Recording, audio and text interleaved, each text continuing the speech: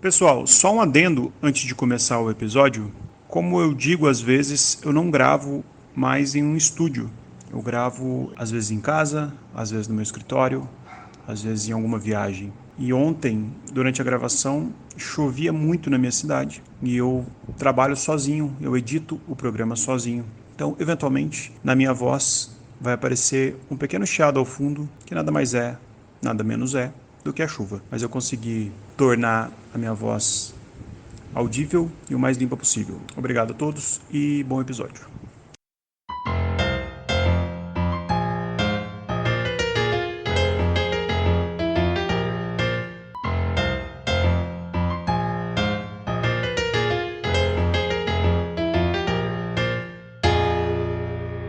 Senhoras e senhores, eu sou o Tadeu Rodrigues e sejam bem-vindos a mais um episódio do Rabiscos. Quero agradecer primeiramente aqui as várias mensagens que eu recebi com o primeiro episódio solo do José Almeida Júnior.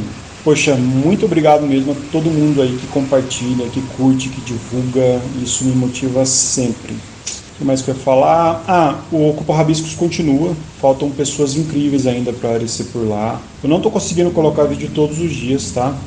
Mas pelo menos dia sim, dia não, vai aparecer aí um vídeo novo lá no Instagram, podcast Rabiscos, @podcast Rabiscos.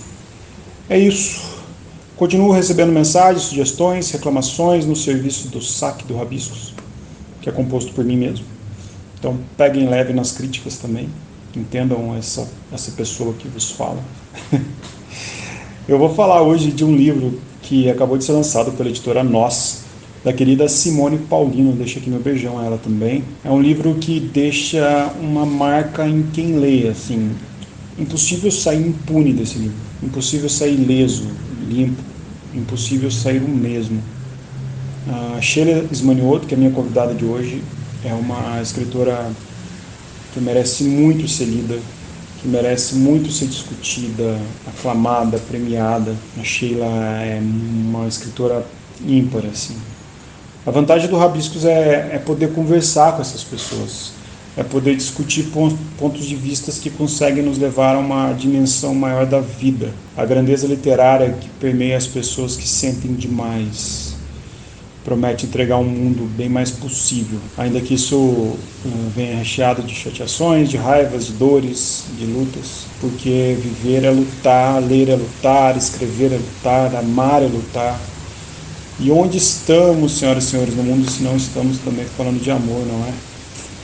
Bom, esse livro que a gente vai falar hoje é um livro sobre opressão, sobre patriarcado, sobre violência física e psicológica, mas é um livro que, como toda boa distopia, pincela uma boa dose de esperança, declara um amor também. Esse livro da Sheila, chamado Meu Corpo Ainda Quente, conta uma história que se passa na cabeça de uma menina, que é a personagem central, que cresce numa cidade fictícia chamada Vermelha, que é uma cidade de desova de corpos da ditadura militar, que foi inspirada na cidade não fictícia, né, de Diadema, São Paulo, na década de 80. E o livro narra a relação dessa menina com o seu próprio corpo, porque as pessoas dessa cidade elas conseguem viver e habitar corpos de outras pessoas, como se a alma ou a consciência de um corpo passasse a ocupar outros corpos, ficando no canto deles. E essa menina, essa personagem, ela aprende a sentir raiva do próprio corpo.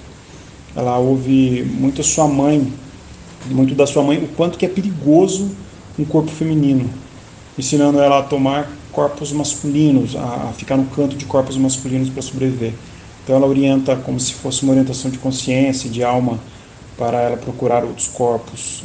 Os corpos físicos também existem, são outros corpos que podem ser remontados, enfim, não vou ficar falando muito para não dar spoiler. Então a gente tem esse plano de consciência como personagem, temos os corpos independentes como personagem, e esse pular de um corpo para outro, uma consciência para outro, tentando o lugar no mundo. É muito bonito, a edição está muito bonita também.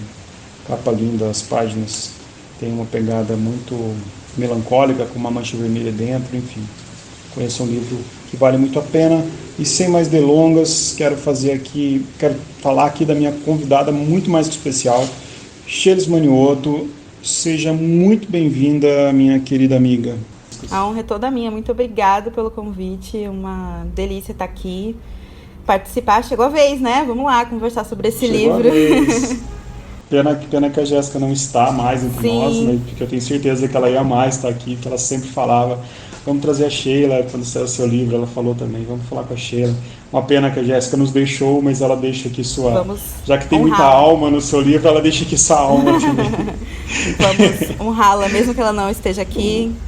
Vamos honrá-la, depois eu dou um abração nela. E é engraçado, Sheila, que eu li seu livro numa tomada de fôlego muito boa. É um livro que parece que conversa com a gente. E quando me perguntam assim, sobre o que é esse livro, eu não consigo parar para explicar de um jeito fácil, né? Isso por si só, na minha opinião, já torna a obra imensa, né? O protagonismo do livro, o seu corpo, as divagações que envolvem o corpo, a alma. Eu vi também que você recebeu comentários que eu acompanho, que falam sobre a semelhança, dadas as medidas, com Pedro Páramo, né, do mestre Juan Rulfo. A orelha do livro que a Márcia Tiburi escreve, ela levanta também essa analogia, fala dos 100 anos de solidões do Gabo, de 100 anos de solidão do Gabo, fala a cidade sitiada da Clarice. Então eu te pergunto, Sheila Manioto, o que é Meu Corpo Ainda Quente? Quê? Vai começar com a pergunta mais difícil é a versão pro escritor do Quem Sou Eu, né? É isso. Tipo o que isso. é o seu livro, Quem Sou Eu são as... Bem isso mesmo. Olha, eu acho que tem isso de ter vários caminhos ali no livro, então eu quis que fosse assim, mas emocionalmente, sentimentalmente, assim, pra mim, como leitora, é um livro de afeto com o corpo. É uma história para tornar possível, primeiro para mim e depois para o leitor, uma relação com o corpo que não a de ódio, a de afastar, de deixar de lado, o corpo perigoso que não serve. É uma história de amor, uma história para tornar o amor possível, só que não com outra pessoa, e sim com a gente mesmo, com essa parte da gente que a gente aprende a largar todos os dias. E por isso, para mim, a parte mais forte dele é essa dimensão de ser manifesto, de ser poético e feminista, né? Nessa dimensão. Não porque só as mulheres vivem isso, não acho que é o caso, mas porque principalmente as mulheres vivem isso sistematicamente, né? Então, pra mim, essa é a principal linha. É o que eu peguei e falei, vou exorcizar nesse livro. É o que eu vou... E acho que você faz bem isso, inclusive. Agradeço. Deu pra sentir muito você ali, né? Acho que isso é mérito seu total. Nossa, mesmo. isso é um super elogio, porque eu acredito muito que o processo de amadurecimento, né, do escritor é o processo de conseguir botar pra fora o que tá dentro. Não por uma medida do que a gente acha que é ser escritor, o que deve ser como escritor, né? Mas aquilo que tá ali mesmo da maneira mais viva possível e ao mesmo tempo tornando, claro, uma oferenda pro leitor, né? Porque nenhum leitor merece receber a coisa ali, tipo, pulando ainda. A gente precisa oferecer, né, pro leitor, mas essa passagem é a grande questão, né, pra gente que é escritora. Imagino que pra você também, né, Tadeu? Sem dúvida. Você, fazendo um gancho com o que você falou, né? Com essa intimidade que a história tem, que ela saiu de você, entrando um pouquinho na história, a implicância da mãe, né, da personagem da mãe, faz com que a alma da menina tenha medo dos corpos. E a mãe levanta umas questões dos corpos masculinos, por ser mais fácil ou por ter menos problema. E que profundidade, né, que você chegou questionando isso e colocando isso dessa forma. Quando você escreveu, quando você terminou o livro, quando você estava mergulhando na escrita, você acha que atingiu todos os níveis de profundidade que você queria? Você acha que hoje você consegue olhar o livro e falar, é isso, eu fui o mais fundo que eu podia? Porque eu sinto o livro muito profundo. Eu acho que todas as coisas é muita coisa, porque é aquela coisa do perfeccionismo, né? Se a gente não tem um guia, a gente vai achar sempre que a gente vai ficar sempre insatisfeito com o que vem. Então, eu entro num livro sempre com uma ideia do que eu quero, e geralmente tem a ver com duas coisas. Uma é a poética e a outra é a mitologia, o mitológico no livro. Então, num ponto, tem uma linguagem que conecte, que impacte, que contagie. E do outro lado, construir um mito, né? Porque eu tenho a impressão de que o mito imortaliza o caos. E aí, eu me sinto satisfeita quando, diante de um livro ou diante de algo que eu escrevi, eu percebo a abertura poética e a dimensão atravessada, né, mitológica. E eu sinto que eu consegui fazer isso nesse livro. Então, não digo que todo possível, não, mas essas duas coisas que foi que eu falei, pra mim é isso, eu acho que eu consegui, sim. Qual a profundidade que você acha que você não conseguiu chegar, que você gostaria? Então, tem outras que eu nem avalio, porque é isso, assim, eu acho que entra num lugar destrutivo de perfeccionismo. Então, a gente tem que se conhecer, né? E saber. Então, eu coloco esses parâmetros justamente para não entrar no modo fiz todas as coisas possíveis literariamente, né? Porque aí, por exemplo, eu poderia entrar numa coisa que é um desafio muito grande para mim, que é algo que eu tô amadurecendo ainda, que é a questão do enredo, né? Então, o enredo puxado para o mitológico é algo que eu consigo fazer ali com uma certa desenvoltura, mas ainda tem isso que eu estou tentando aperfeiçoar, que é e aí eu preciso ver com o leitor, os leitores que vão me dizer, por favor, me digam, que é aquele livro que você agarra e não solta, sabe? Eu quero fazer poético, mitológico e agarra e não solta. É bastante coisa. Mas você consegue, eu acho, tranquilamente fazer isso, porque no começo pode até estranhar um pouco da forma do livro, mas rapidamente você pega o ritmo do livro. Isso é muito bom. Livros com ritmo são livros bons. E escritor perfeccionista são escritores bons também. Então fica tranquilo. Mas a gente precisa saber negociar com o demônio do perfeccionismo, né? Não dá pra entregar pra ele. É verdade. Mas essa é uma coisa que pra mim é bem desafiadora, porque é isso, né? Se a gente vai fazer um livro de agarra e não solta, por um lado, tá ali, né? Tudo bem, você faz. Não digo que é fácil, né? Mas tá ali. Você faz o livro poético, também é outro desafio. Mas tentar fazer, que é o que a gente tenta fazer, imagino, como escritores literários, né?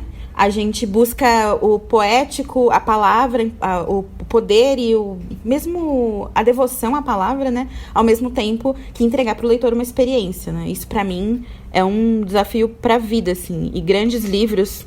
Eu acho que eu acho que o desafio é justamente conseguir fazer, equilibrar essas coisas, né? E acho que isso os grandes fazem muito bem. Sei lá, Pedro Páramo, por exemplo, tem uma linguagem super enigmática, se você for pensar. Eu conheço muita gente que lê e fala, não sei se entendi a princípio, mas quando você confia, envolve até uma certa autoestima literária, você confia e você vai, ele atinge você num nível que, assim, é de outro mundo, né? Então, é essa aposta que a gente faz como escritor, né? A gente fala, eu vou colocar aqui e o que será que eu consigo manter aqui do outro lado, né?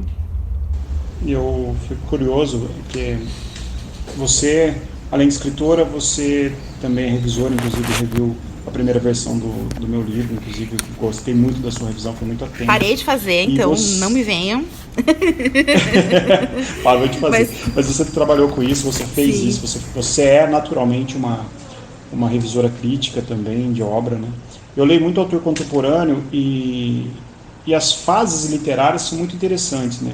Facilmente dá para identificar de onde que é a escola de cada escritor e como que você como revisora, como crítica também como que é a sua preocupação com a sua leitura?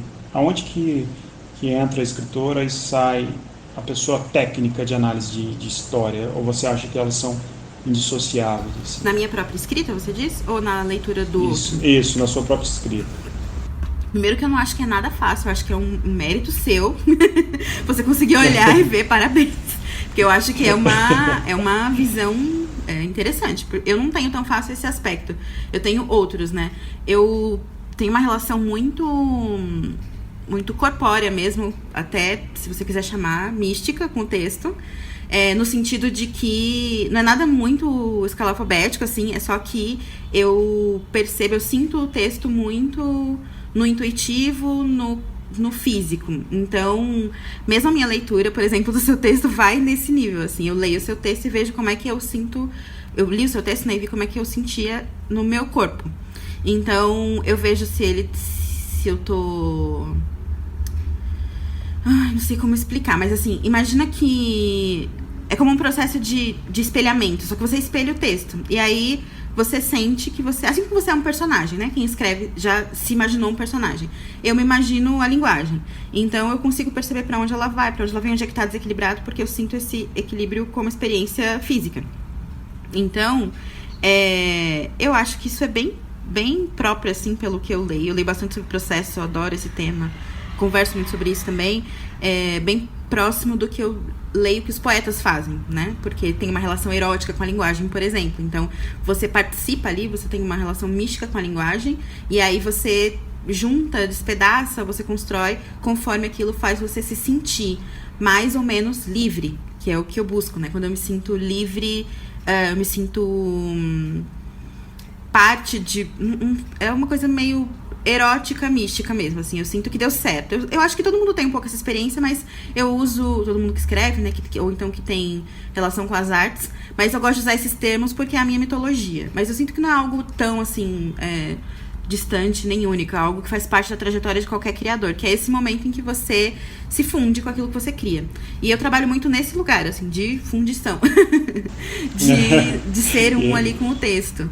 E na prática isso envolve, por exemplo, eu tenho um tempo de preparação para eu abordar o texto, ao invés de ficar ali forçando a barra para espremer, sabe? Eu tenho um trabalho com o meu corpo para poder me alinhar ali, envolve meditação, yoga, às vezes dança, o que der certo, o que eu senti. E aí eu vou, é que nem caminhar, né? Os escritores caminham, geralmente. Eu não sou muito de caminhar, eu tenho essas minhas práticas. E aí, quando eu tô assim, eu vou pro texto, espelho o texto e eu sinto o que eu preciso fazer e o que eu não preciso fazer. Então, é uma relação enfim, é uma relação bastante intuitiva. Mas aí tem uma outra parte minha que eu gosto bastante também do processo de escrita, é uma das partes que eu mais gosto, na verdade, que é de encontrar a solução. Que é o que eu chamo de fazer o feitiço, né? Que é quando você tem algo que você quer trazer, mas é invisível.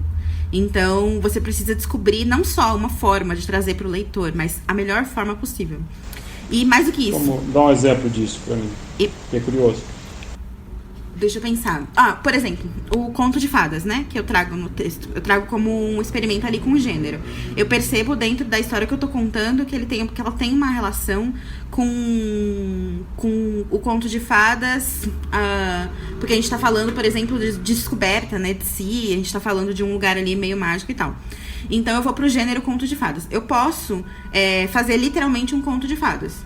Ou eu posso juntar o conto de fadas com as narrativas míticas do tarô, com a poesia. E aí eu vou fazendo ali uma junção, pego uma coisa de cada ali e tal, pra encontrar entre vários gêneros, costurar com os gêneros.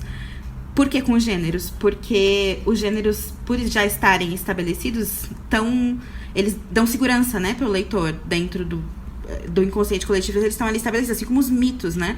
A gente meio que encontra o familiar. Então eu costuro com várias coisas familiares para criar algo novo, como é o Meu Corpo Ainda Quente, que tem uma dimensão de contos de fadas, mas ao mesmo tempo ele tem uma coisa de carta, de vez em quando ela conversa com quem tá lendo ou com a mãe, tem uma dimensão de carta confessional, né? Na verdade, era essa a intenção, aquela coisa do... Nossa, eu tô passando por isso agora e eu preciso falar sobre isso e tudo mais. E isso são recortes de estrutura, né? Da mesma forma que a gente constrói uma frase a partir de palavras, a gente constrói a estrutura a partir de recortes de estrutura, de palavras de estrutura. Não sei se ficou claro. Interessante. Não, ficou sim, eu achei bem interessante. E você levanta... pontos assim muito curiosos agora falando com você sobre misticismo, né? Como que é? Você é uma pessoa mística? Qual que é a sua relação assim? Agora você falando, eu comecei a pensar isso na minha cabeça. Como que é você assim? Você gosta disso? Como que é a sua relação? Então, eu gosto muito de pensar que a literatura, assim como o que a gente chama de misticismo, né, trabalham nesse limite entre o visível e o invisível, no sentido que a gente está o tempo inteiro na literatura buscando dar-lhe uma forma que importa, né? Uma forma que vai ter um impacto naquilo que está sendo dito. E que esse processo de criar uma forma é como criar um corpo, né, para trazer do invisível algo que, se a gente não criar um corpo perfeito, digamos assim, nas suas dimensões, né, aquilo não vai vir. Se você criar o texto errado, dependendo do texto que você cria, você traz forças diferentes, né, para o papel. Então, esse lugar, assim, essa passagem do que tá dentro pro que tá fora, e como a gente vai costurar aí com o imaginário, o inconsciente coletivo, o impacto, esse imaginário que é construído no decorrer de eras, né, de evolução humana, então histórias que se repetem há muito tempo, que tem impacto fisiológico no leitor, tudo isso acontece num ponto que é ali entre o visível e o invisível. E é nesse sentido que eu falo, que eu vejo muita similaridade com o movimento da magia, da bruxaria, que também vai para esse lugar. Ao contrário, por exemplo, da nossa cultura capitalista, patriarcal, quando a gente vai lá pro modelo, né? O que é isso? A gente fala de um lugar em que você vai ter, por exemplo, uma forma que não importa, né? A forma tá pronta, então eu vou pegar uma vou pegar uma fórmula pronta de dizer, e isso vai ser o suficiente porque a fórmula não importa. Da mesma forma, o corpo não importa. Então, todos os corpos são iguais, e eles servem para produzir. Então, a criatividade do corpo, a vida criativa específica, né, do corpo, como ele sente, por exemplo, é algo que tem que ser acabado, que tem que ser destruído para a gente gerar um novo corpo, que é um corpo máquina, que produz e que realiza e tudo mais. Isso, para mim, é o contrário da criatividade, o contrário da arte e o contrário também da bruxaria, que vai ser esse lugar justamente de criar com o que você tem, e não de tentar destruir o que, por exemplo, criar com o corpo, e não tentar destruir o corpo, transformar ele em máquina. É criar com o... Então, na prática, isso, por exemplo, a gente tem um movimento de saúde, né, no nosso corpo, que está muito conectado com as estações do ano. Então, às vezes parece até loucura, você fala pra alguém que não tá muito conectado com isso, você fala... Todo mundo sente, né? No inverno, todo mundo fica mais preguiçoso. Mas se você fala, olha, é isso, no inverno a gente fica mais recolhido. A pessoa fala, não, isso daí uma coisa meio... Mas aí você começa a ver pesquisas, não sei o que lá, e você vê que, na verdade, tem mesmo uma sazonalidade do corpo e tudo mais, faz parte. Pra magia, isso já faz parte há muito tempo. Não só pra magia, pra medicinas tradicionais. Isso já faz parte, é básico. E aí, qual que é a diferença nessa prática? No meu processo criativo, no inverno, por exemplo, ou mesmo quando eu tô no meu inverno, né, porque tem a ver com o fora, com como a gente se integra com a natureza, mas também com a gente, como a gente se sente, eu não vou forçar a barra, se eu tô introspectiva, pra botar pra fora. Porque eu vou ir contra a minha natureza ali. É lógico que eu vou dar um jeito de direcionar, né, porque a gente também não pode simplesmente ficar à mercê. Mas a gente constrói com aquilo, e não destrói e transforma em outra coisa, e não diz, nada a ver, o corpo é o mesmo o ano inteiro, entendeu? Não sei se tá claro. Não, tá super claro. E eu tô aqui viajando quando você tá falando, porque a relação de alma que tem no livro é tão intensa, né? Esse diálogo que às vezes essa personagem fala com a gente, a estética do livro é muito bonita, né? Um livro que tem aquela mancha vermelha na ponta, o final com aquelas páginas vermelhas em branco, as microexplicações que você coloca em doses homeopáticas para a gente sorver no final, você toma uma página inteira, né?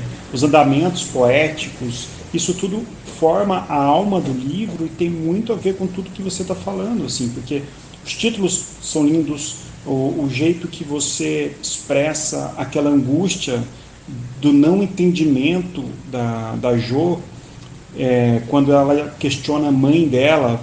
Por que minha mãe fala que em Vermília todo mundo que morre não presta?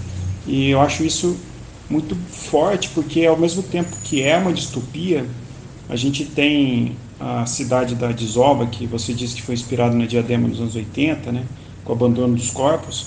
A gente tem uma alma muito forte no livro, o que eu acho muito difícil, porque a maioria das histórias que a gente lê, a gente vê uma coisa muito carnal e fática, ainda que dentro do plano ficcional. Esse livro não, parece que ele tem essa pegada de alma mesmo, parece que ele tem um quê metafísico, e ao mesmo tempo que parece ser proposital da sua parte, parece que ele é muito orgânico a história, né? Não sei se eu estou falando viajado assim, não, mas eu acredito que é isso, assim. É porque ele vai dialogar com algo que já existe em você, né? Essa, pelo menos, era a ideia, a arquitetura era essa, né? Dialogar com o que já existe na gente. Então, o que o livro faz, o que busca fazer, é criar alguns gatilhos mesmo de acesso ao imaginário que já existe. Então, porque aí já tá vivo onde? Em você, no seu corpo, né? Por isso que eu falo que o meu projeto literário é escrever com o meu corpo pro seu corpo. Não conversar cabeça a cabeça, mas criar um pensamento sensorial, um pensamento corpóreo, que a gente consiga conversar a partir do corpo e, portanto, a partir das histórias que atravessam o nosso corpo, a partir das nossas genealogias diversas e, ao mesmo tempo, familiares, né? As coisas que a gente compartilha como seres humanos vivos hoje e parte, né, de uma natureza que também é narrativa, né? No sentido de que a gente é biologia, as nossas histórias também são biologia. Então, contar histórias faz parte do que é ser humano. Não é algo à parte, solto, no nada. Eu quis trazer isso pro texto pra movimentar, pra criar uma leitura. A ambição sempre sendo criar uma leitura de corpo inteiro, né? Porque são as experiências que me marcam mais, assim. Eu acho que um exemplo que eu posso citar disso que você está falando é que você se repete muito nas frases de um jeito fantástico no livro. Porque a gente, quando a gente está pensando, quando a gente está assimilando um pensamento, uma ideia, a gente se repete também. A gente, quando você está pensando solitariamente, no silêncio ou numa pressão de trabalho, você fica repetindo aquilo que você está pensando ou aquilo que você quer se convencer. Às vezes você quer fazer algo, sei lá, imoral, às vezes você quer cometer um erro propositalmente, e você fica tentando se convencer daquilo, você fica remoendo aquilo, ou depois uma crise de consciência de um erro cometido, ou uma culpa, e quando você repete muito, né, em especial no começo do livro, depois você repete algumas, na própria formação das orações, do enredo, que em vermelho é só morre quem não presta, a gente vai sentindo medo com o personagem, né, a gente sente medo do corpo também junto com ela, e quando você começa a se perguntar por que a mãe, nossa, eu não sei se eu estou dando muito spoiler, mas o que levou a mãe embora em corpo, em alma, então assim, isso faz com que o texto, apesar de ser distópico, apesar de ser alegórico em muitos pontos, ele também tenha uma humanidade, porque essa repetição me causou isso, sabe? É esse romper de diálogo narrativo, quando você coloca os diálogos entre eles, ou quando você coloca uma lembrança da Jo, né? Porque, né, até vou emendar aqui numa dúvida que eu fiquei quando eu estava lendo o livro.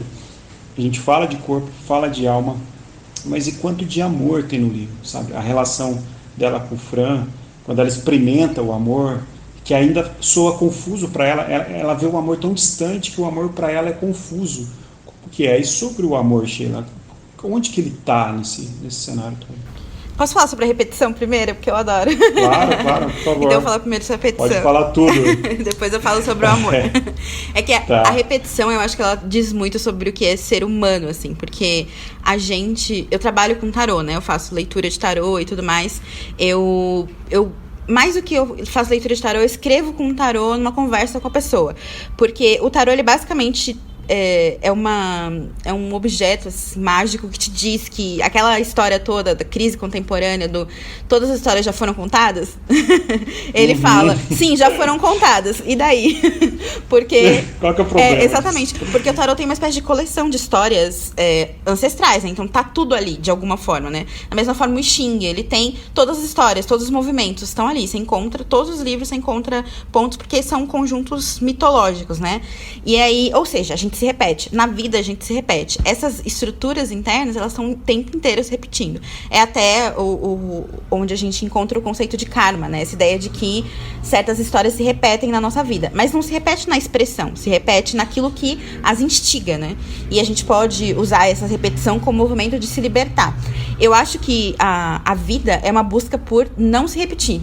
Eu acho que a iluminação, assim, a experiência da vida mais viva é a experiência da criatividade constante. Então, você para de se repetir e você começa a ser criação o tempo inteiro. Eu não sei se mas é o que eu busco. Porque é mesmo, por exemplo, no processo de escrita, né? A gente, quando começa a escrever, digo a gente porque você é escritor, acho que você vive isso também, que é esse movimento de você se ver, por exemplo, repetindo um autor que você conhece, repetindo alguém que você conhece, ou repetindo a si mesmo, só que fora de um lugar de consciência, repetindo porque você tá meio que dormindo ali. Aí você acorda pra linguagem. A poesia faz muito isso, né? A gente vai acordando. Eu escrevendo o livro, eu acordo várias vezes pra ele. Percebo que eu tô repetindo coisas que às vezes... que eu disse coisas que eu nem queria, enfim, porque a linguagem é um processo de proliferação de quem a gente é, né? Então, tem partes da gente que a gente não conhece e partes muito simples, muito banais. Então, no processo de escrita, eu tento... No Desterro eu também fiz isso e agora eu tento aperfeiçoar, né, o movimento. Eu sempre penso e eu gosto de estimular as pessoas a pensarem o processo artístico e de escrita como carreira, né? Como no sentido de que você vai fazer vários. Não é o único livro da vida. E eu tô no processo de desenvolver, inclusive, a utilização dessas repetições. Como o tarot faz, repetindo ali alguns símbolos, mas mudando completamente dependendo da ordem, né? Então, eu adoro, no contexto do livro, eu uso bastante nesse, no Desterro eu usei bastante, que é usar a mesma frase e ela muda completamente de sentido. É a mesma frase, mas ela tem uma outra função ali, né? E aí, vamos pro... Ela é quase um efeito Kalushov, assim, né? Porque ela parece que ela tá formada pelo que está em volta, né? E ela entra com uma outra frequência em determinado momento. Até você falando, até antes de você falar do amor, quando eu vou ler poesia, ontem eu até fiz uma live lendo poesia com a Lua, quando eu gosto de uma frase no meio da poesia, eu repito ela. Eu me dou esse direito, eu faço essa licença poética, contrariando, inclusive quem escreveu, né? Porque não colocou 2 vezes, mas eu faço esse exercício e eu acho que, de fato, a repetição humaniza muito o processo. Ela torna o texto mais imperfeito de algum ponto de vista estético e essa imperfeição, talvez, ela case com a perfeição que é ser humano. Então, eu gosto por isso. Sim. Não, você repetir, você dá mais tempo pra frase, né? Ao mesmo tempo, você cria uma batida, né? Porque você vai repetir, aquilo vai criar uma batida no texto, assim, né? Pro leitor. Tem a batida, lógico, de cada frase, de cada parágrafo, mas no texto inteiro, as repetições, elas criam batidas, né? Pro leitor. E aí esse lugar de revisitar também a mesma frase, eu tenho a impressão de que dá uma certa segurança, sabe? Você, isso aqui já foi dito antes, né? Então, eu tô familiar aqui. E especialmente quando eu acho que, como eu amo muito a poesia, pra mim, toda a literatura é alguma espécie de poesia, eu gosto muito de escrever pra levar a pessoa, caminhar, pegar ela pela mão e levar ela a ter uma frase. Mas geralmente não são as frases que eu repito, são algumas frases que são, não sei, elas nascem primeiro e aí depois eu construo todo o capítulo para poder chegar nela. Eu entendo, às vezes eu faço isso também. Então eu acho que isso vem bastante da poesia também. E não deixa de ser uma espécie de... Não é uma repetição, mas é uma espécie de ênfase, né? E como a repetição também é uma ênfase. No sentido de que você diz, isso aqui... não é que o resto não importa, óbvio que importa, porque inclusive vai levar até ali. Mas isso aqui, eu queria que você se demorasse um pouco mais, sabe? É que nem quando termina ali o poema e tem aquele espaço em branco, assim. Aí você fala, a demora fazendo parte, parar, né? Aqui tá o silêncio que você precisa para pensar. Exatamente. Eu gosto muito disso como parte do literário, porque ele vai criar espaço, né? Tempo e espaço. É isso que a gente trabalha o tempo inteiro enquanto escreve. E eu gosto bastante de brincar com esses aspectos, tanto por repetição quanto por dar uma super ênfase para uma frase ali. Esse é um processo bem... E aí tem a ver com aquilo que a gente estava conversando antes, de encontrar a melhor forma, o corpo, para encarnar isso que a gente quer trazer, né? Porque às vezes só a repetição dá conta. Você pula as linhas também, né? De um jeito diferente, assim, no meio da frase, cortando, eu acho isso muito legal. Assim, você precisa encontrar o jeito, né? O jeito que você fale, bom, aqui nasceu um corpo perfeito para aquilo que eu quero trazer. Não perfeito solto no mundo, mas perfeito para aquilo que eu quero trazer. E aí é quando dá aquela sensação de que fiz, sabe? Quando você escreve, então você fala, nossa, é isso? Eu fico buscando nesse lugar, assim, nessas quebras, nas repetições, nas imagens, o texto perfeito para trazer isso que eu quero trazer do invisível. Muito, muito, muito foda. Acho que você faz isso muito bem. Eu consigo entender muito a ideia dentro dessa estética toda, né? Agora o amor, muito é legal. isso? O amor. Vamos falar sobre o amor. Eu quis trazer esse tema para o Meu Corpo Ainda Quente, porque, de maneira mais óbvia, assim, porque no Desterro não há tanto. Você tem, mas é um amor ali muito, com tanta pedra no caminho, né? Um amor que chega a ser mais violento, né? E aí, eu quis trazer, mas ao mesmo tempo não dava para trazer, pensando no contemporâneo, né? Como algo dado. Então, eu trouxe como, acho que talvez o principal desejo, né, da Jo é aprender a amar. A amar a si mesmo no próprio corpo, né? A amar um outro familiar, a mãe, e a amar um outro, que é o Fran. E, enfim, tem outras variações também, eu tô resumindo muito aqui. Mas eu acho que esse é o movimento principal ali, e vem de um questionamento... veio pra mim muito forte a partir das minhas amigas.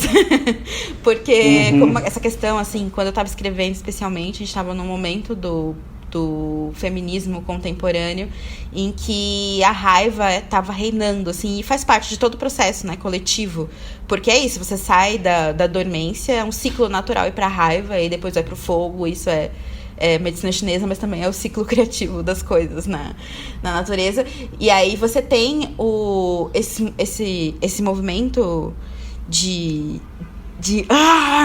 mas ao mesmo tempo você quer amar, né? E aí eu tava me perguntando muito, assim, a partir das minhas amigas, porque eu, pessoalmente, sou muito abençoada nesse sentido, mas o quanto é possível o amor, hoje em dia, especialmente o amor com um homem, independentemente se é heterossexual ou não. Não porque todos os homens são amaldiçoados, não é isso.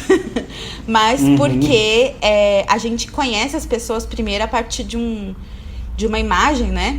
De algo que é dito ali. E aí você tem todo um movimento de emancipação que precisa ser feito contra um patriarcado que é erguido a partir dessa figura desse homem, que não existe, na verdade, né? Mas que alguns homens se convencem de que são.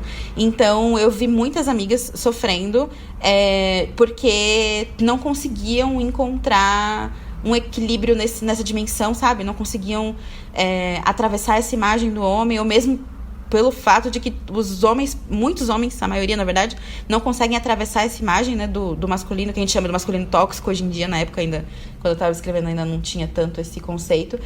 Mas tanto faz todas as questões, porque são expressões contemporâneas, tanto faz no sentido do mitológico, né?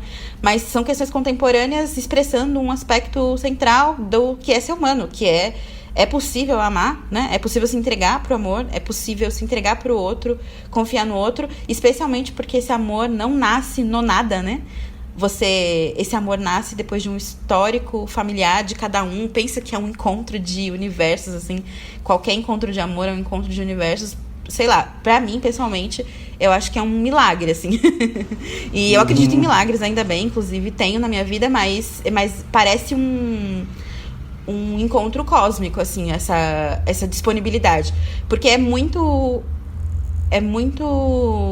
contra tudo o que a nossa cultura propõe, né? Por exemplo, da individualização, né? O amor necessita espaço, né? Necessita menos que o indivíduo, assim. Ao mesmo tempo, não pode ser... Ele precisa do indivíduo, né? Ele precisa da originalidade. Então, é um treco bem complicado, né? E ao mesmo tempo é libertador, né? Pensando em outras esferas, por exemplo, o amor como participação com a natureza, com o mundo mesmo, o amor como possibilidade de revolução, eu acho, nos dias de hoje. Então, virou essa questão central por essa pertinência pessoal, a princípio foi onde eu pesquei, mas por eu ver aí nessa expressão específica contemporânea o potencial de falar sobre algo do que é ser humano e do que é ser mulher, né? Como que é um pouco viver nesse lugar em que o amor te coloca em risco, sabe? É bastante complexo. Eu acho que o amor, ele no livro, ele vem como um sopro de esperança, né? Uma coisa bonita, porque quando você fala da relação da mãe com o pai, dela, acho que eu até marquei uma coisa que eu gostei, um parágrafo que eu gostei muito. Deixa eu ver aqui. Eu marquei até contrapondo o amor, né? Onde entra aquela raiva toda do corpo masculino e do homem. Eu já vou me dar uma pergunta depois disso, mas eu até destaquei esse parágrafo aqui que fala assim: quando eu vi pela primeira vez o pai bater na mãe, fiquei do lado dela. Eu queria saber o que tinha acontecido. Ela deve ter adivinhado. Eu não falei nada. Não me olhe assim, a mãe disse, como se nos meus olhos estivessem guardadas as sombras dos tapas. A mãe ficava quieta. Por que a mãe não gritava, não pedia ajuda?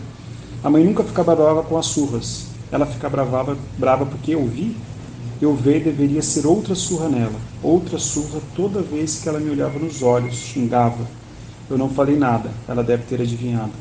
você não consegue calar a boca um segundo, Jô. Eu achei isso puta pesado, esse parágrafo, achei muito bom.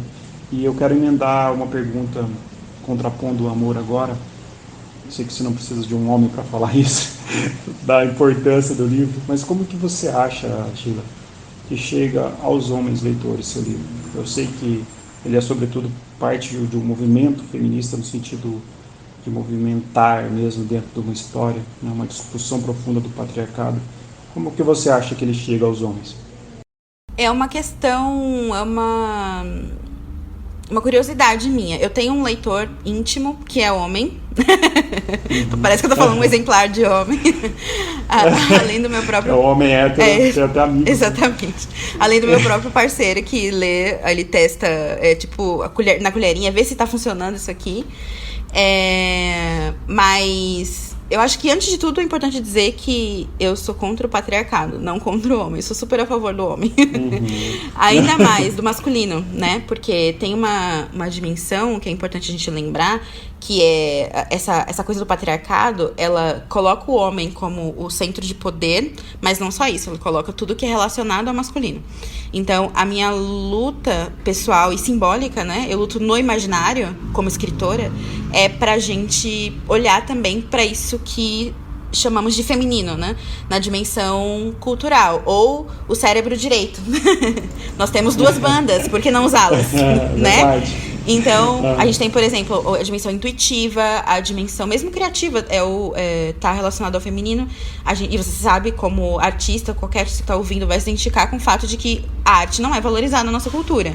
Isso faz parte desse movimento de valorização do que é controlável, do que é focado no resultado, do que que tem a ver com poder, né, com dominação, enfim, todas essas coisas que estão associadas na nossa cultura ao masculino. E eu acho que todo homem... eu tenho certeza, né? A gente sabe que todo homem tem masculino e feminino dentro, toda mulher tem masculino e feminino dentro. E então, o homem que vai ler esse livro provavelmente vai ler pro feminino dele. E se ele gosta de ler, ele tem um feminino forte, né? Pensando nesses aspectos aqui mitológicos, praticamente, não tem a ver com ser homem, ser mulher, inclusive porque é um espectro, né? Mas pensando nesse yin e yang, o homem que vai ler, ele tem uma sensibilidade para uma dimensão poética, ou pelo menos um homem que chegou e falou, vou abrir esse livro aqui. Que tem vários filtros, né? Tem uma coisa meio tarô na capa, tem uma sinopse que já diz ali que veio. Então, ele tem vários avisos, assim, olha, você tá entrando nesse terreno aqui, é aqui que você tá entrando. Já te deu uma dica. Tem umas dicas. Você vai abrir esse livro? Eu acho que... Eu tive essa sensação total, assim. Pra mim, falou muito comigo. Então, eu pensei assim, falei que se o homem topar, o homem que topar, ele vai gostar, ele vai curtir. Ele pode gostar, né? Ele pode curtir, ele pode viver, assim como eu fui educada lendo narrativas de crises existenciais de homens, assim. E me ensinou muito sobre a minha dimensão masculina, me ensinou muito sobre o que é ser humano. E o fato nós escritoras mulheres, né, tentarmos somar agora massivamente, como outras escritoras já fizeram antes da gente, essa dimensão da vida como uma perspectiva histórica mesmo, né, do que é ser essa pessoa que eu sou agora, e isso inclui ser mulher. Isso eu acho que enriquece. Para quem quiser saber o que é estar vivo hoje, é importante ler. Eu sei que você super é a favor disso, ler diversamente, né? Então, a gente precisa... E então eu vejo como um lugar de possibilidade e recebo com curiosidade as leituras. Tenho recebido, inclusive, muitos feedbacks, muitas mensagens de homens que leram e isso não foi uma questão, assim, tipo, nenhum deles falou, nossa, a única coisa que eu recebi que é até engraçado foi desse leitor que é um amigo que faz a leitura antes de publicar pra mim, que ele colocou lá naquela frase: são só homens, filha, homens obrigados a fazerem exatamente o que querem. Ele comentou lá, agora na pandemia, né, a gente não chegou ele fez o comentário no texto, no Word mesmo, ele comentou, nossa, eu espero muito, do fundo do meu coração, que eu não seja esse homem. Esse homem. Então é isso, eu tô falando de um homem, né, não é da categoria, né, não é de todo mundo, mas é de um tipo ali, e que um tipo que não faz bem, inclusive, pra vocês homens, né, imagino que... Eu acho que é com muito primor que você consegue isso, porque a gente não sente, eu falando agora como um homem que leu e gostou muito, a gente não sente um ponto de briga, eu pelo menos não sinto um ponto de ruptura, sabe? Eu sinto muito um ponto de abraço, né? E tem umas frases que eu até, a hora que eu visualizei essa frase, tem um ponto aqui que mexeu muito comigo também, um trecho, que eu acho que discute muito essa ideia do patriarcado, que é uma cena que a mãe fala para ela assim: filha, às vezes a gente precisa ficar pouca, fingir de morta. A fala de uma mulher é a prova de que ela está viva. Isso é muito perigoso, filha. Às vezes tudo que um homem quer é que ninguém atrapalhe a sua mentira. Por isso o nosso silêncio é tão poderoso. Eu achei de uma força isso, Sheila. Assim, Importante dizer que em faz a seguida gente uma outra pensar. personagem fala. Por isso a nossa fala é mais poderosa ainda. Isso. É Quando a importante. Hilda fala. Exatamente. Por isso a nossa fala é mais poderosa ainda.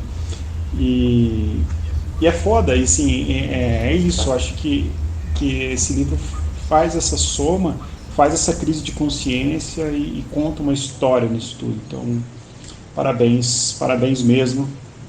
Fiquei muito feliz com a leitura. A gente está indo para a reta final aqui do programa, mas assim, você já abriu minha cabeça mais do que abriu quando eu estava lendo.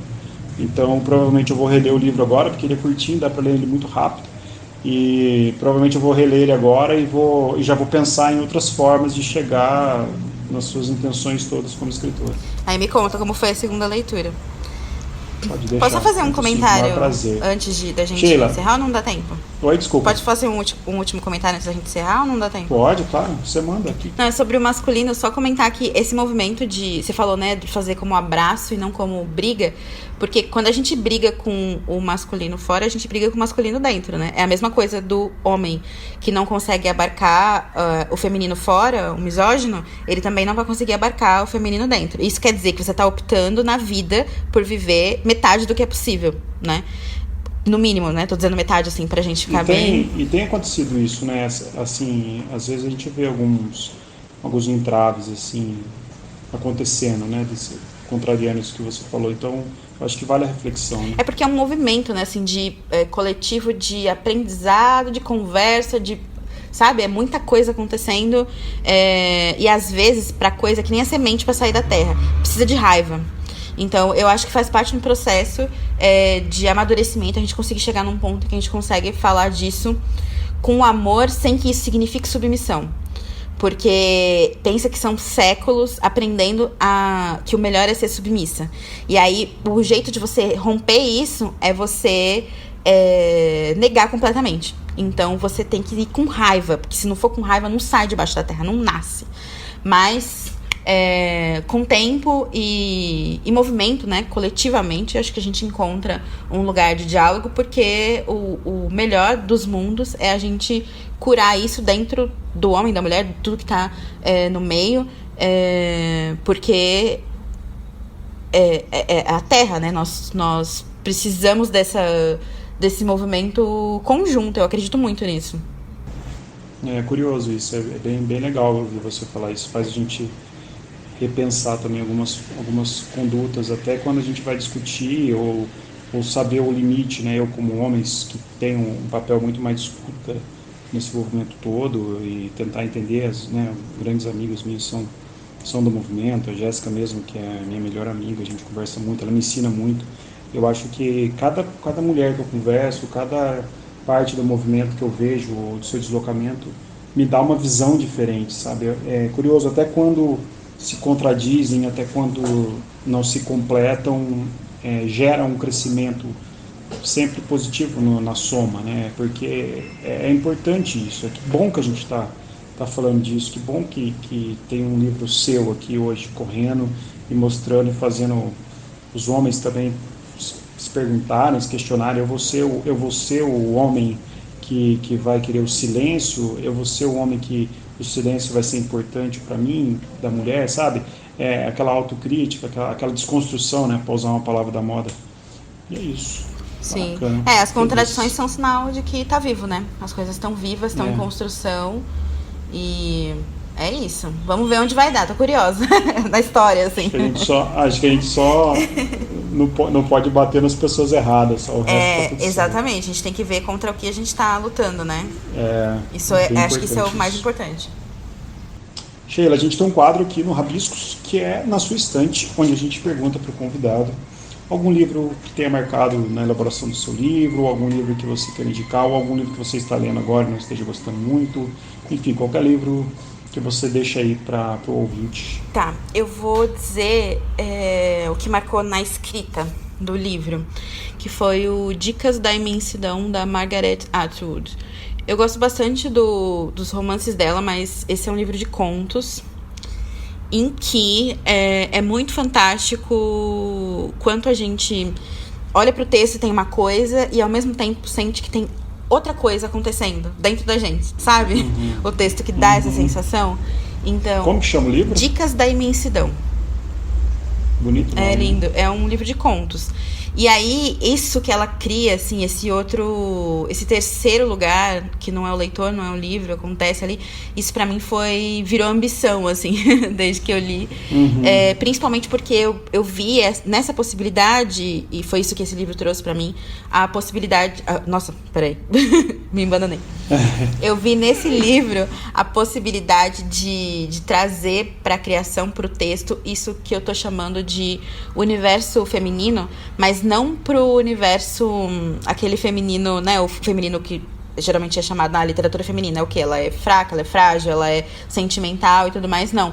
É uma dimensão do feminino, no sentido mítico, mitológico, que me interessa bastante, que é esse lugar invisível, intuitivo, a coisa misteriosa, meio que serpenteando ali no texto. Você sabe o que está acontecendo, mas você olha pro texto e não é muito ele que tá te dizendo, sabe? É mais uma sensação que se cria ali, o que a gente costuma chamar de atmosfera, né? Mas uma atmosfera que vai muito pra construção de um centro, assim, parece que o livro todo se constrói em torno de um lugar que é esse lugar do que é ser mulher hoje, mas o que é a sensibilidade, o que é essa sensibilidade do ser mulher hoje. E o que é a sensibilidade no geral. Então, eu quando li, eu fiquei, tipo, nossa, é novo, ao mesmo tempo é fresco, sabe? Quando você sente que é fresco, ao mesmo tempo tá dizendo coisas muito familiares. Eu gostei disso. E aí, eu trouxe bastante disso, pelo menos do que me inspirou pro texto, então eu queria indicar esse livro. Que legal, nossa, fiquei curiosíssimo agora, depois dessa resenha que você fez, muito mais curioso ainda, coisa mais linda. Vou anotar, vou deixar na descrição do episódio aqui pro ouvinte, se quiser depois conhecer, vou deixar o link aqui. Sheila, que delícia de papo, muito obrigado por você ter vindo no Rabiscos, a casa é sua, fiquei muito feliz mesmo de ter você aqui, que rico que foi isso, quase uma hora de papo aqui, a gente conseguindo falar tanto sobre o seu livro, e eu sei que teria mais tanto a ser falado. Obrigado mesmo. O Rabiscos ficou mais bonito hoje, com certeza. Eu que agradeço, adorei as perguntas, é ótimo, né, voltar assim, mas com a perspectiva do outro, né, então foi bem gostoso visitar esse universo, estar aqui com você, vida longa ao Rabiscos, e é isso aí, obrigada e tamo junto. Obrigado mesmo. Vou mandar um beijo pra Jéssica, que eu sei que amada. Ela gostaria muito de estar aqui, ela sempre está fala com de a você, gente. Então vamos dedicar esse episódio a ela, né? Sim. Com certeza. Obrigada a você. Obrigada a vocês que estão ouvindo a gente. Imagina. E para você de casa, fica aqui nosso beijo também. Bom dia, boa tarde e boa noite.